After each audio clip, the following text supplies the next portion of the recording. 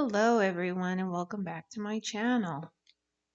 So today I'm going to be painting a mixed media piece and it is a hamsa. So what I did was I drew out the hamsa first and then I transferred it onto this wood panel. After I had gessoed the wood panel, I gessoed it black so that the images that I were going to paint on it were going to show up a little bit better. At least that was my first thought as I was painting this. I ended up doing something and going a different direction. So my idea was to start with watercolor, and what I should have done was probably put down some watercolor ground, and I didn't do that. I actually put gesso, and I saw that the watercolor was just kind of sitting on top of the panel. So I decided to chuck that idea and go in with my acrylics. And it worked out much better with the acrylics. I will have to try this again in the future using watercolor brown, because in the end I think the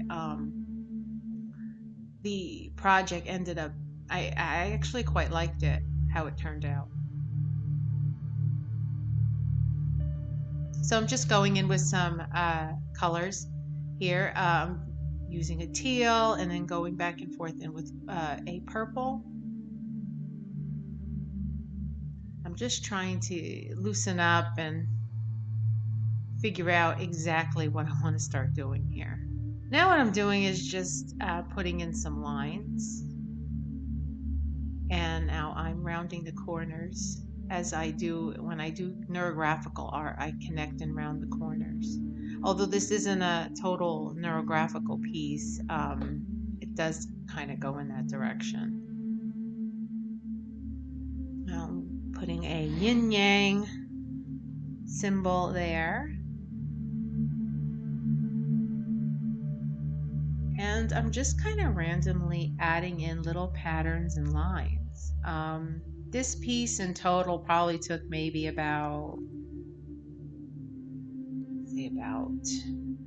in total about 3 hours once I was completely done with it, although I had to do it in sections to allow for drying time. And then I ended up pouring resin, so that actually took a little bit of time. It's really not that it takes a long time, it's just that the process of it, of allowing it to cure, takes time.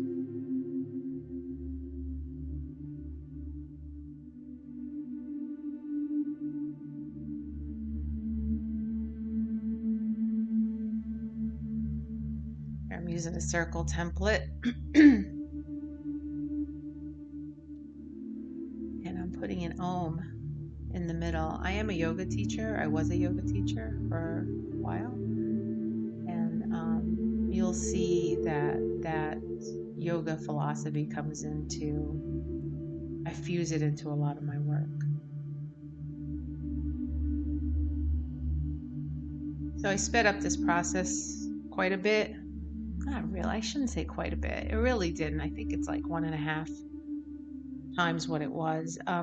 The edited video ended up being about 20 minutes long, so I sped it up slightly. And putting random patterns and lines. I try to keep it simple with the mark making.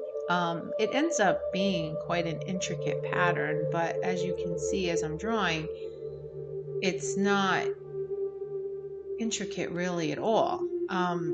It's a series of marks that I'm making, but once all the marks are put together, they become a intricate pattern. One of the ways that I focus while creating, it's one-pointedness, it's repetition. Each line, each mark I make guides me to the next mark. And then sometimes I'll sit back for a second and I'll take a look and see where I'm gonna go next. But for the most part, my ideas are coming into my head as I'm drawing or painting. Because of the size of this and because of the detail that I'm putting in, I'm using a acrylic paint pen, a Posca pen, and it's just easier for me to steady my hand when I'm actually drawing these kind of intricate patterns.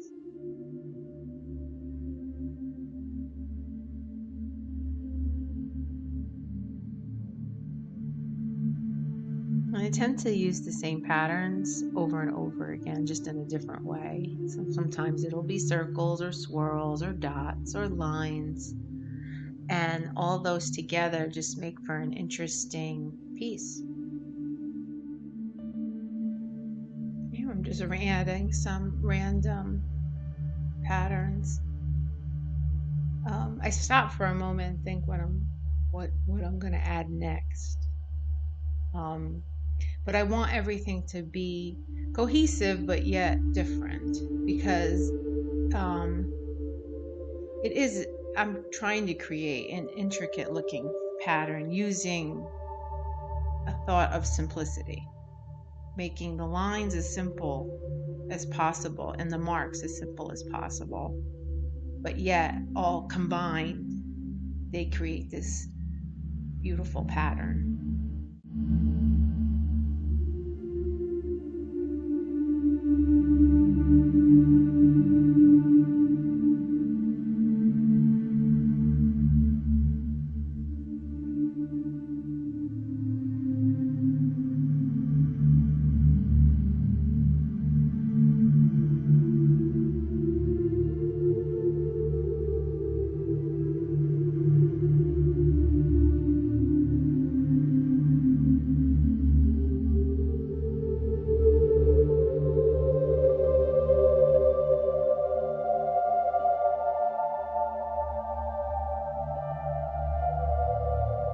Additional details.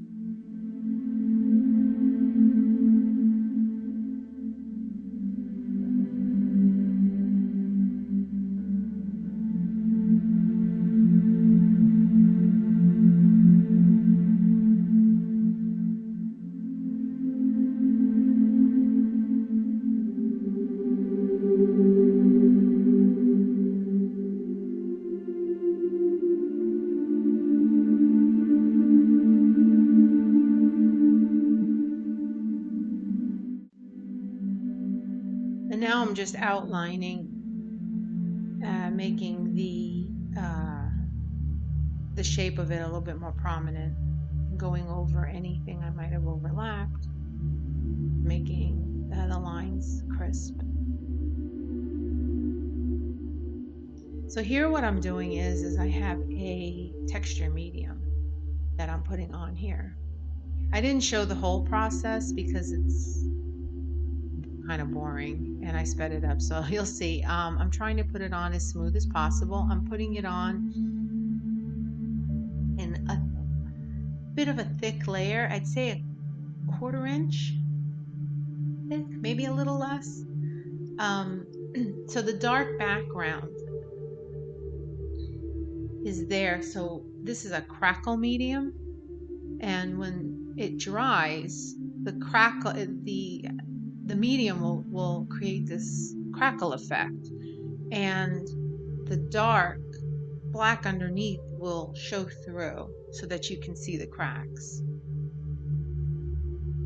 You can also, and I do put something over, and I'll show you in a minute, to actually emphasize the cracks more. So once it's all in there, I go over with another coat of very translucent paint so that the cracks will show up even more. And this was really fun because I got to play around with some different colored glazes. Now I'm just smoothing it out, making sure it's level and straight and perfect.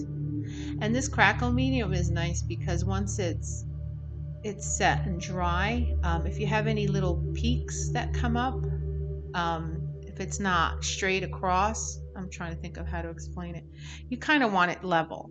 So you can kind of sand. It's very, I would say it's very delicate and sort of brittle.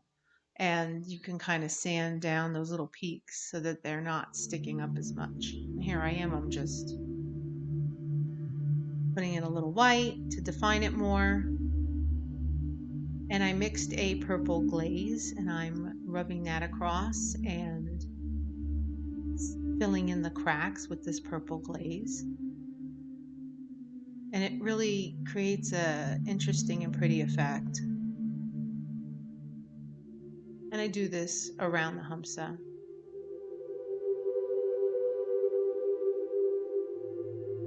Now here's some close-up so you can see as I'm filling it in, it's the purple is filling in and making the cracks darker. And then I decided I didn't like the purple so much, so I went in with a gold color glaze, not a metallic, just a deep golden hue. And I mixed it with a glazing medium to make it more sheer. I liked how that came out. The effect was really nice.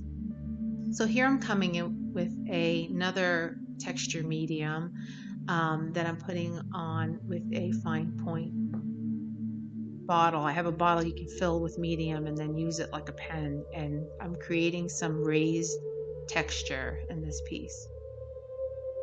And not all over, just in certain spots.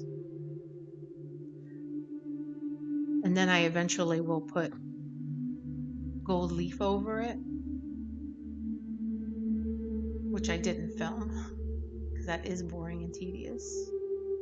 But I'm going to show you the end result in a few moments. And I had so much fun doing this one, I did 2 more just like it. Or not just like it, but pretty similar. And I experimented with different textures. I'm going in with some mark making with my gold pen. I love gold. I've been adding gold into most of my pieces lately.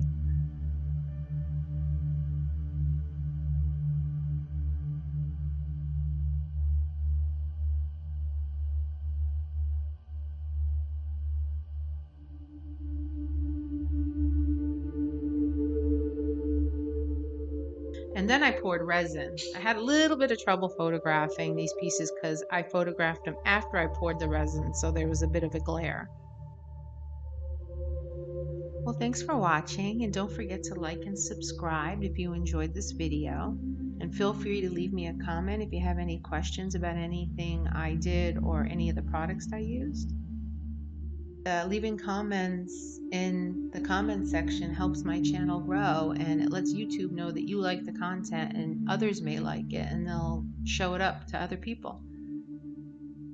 Thanks, take care, and have a great week.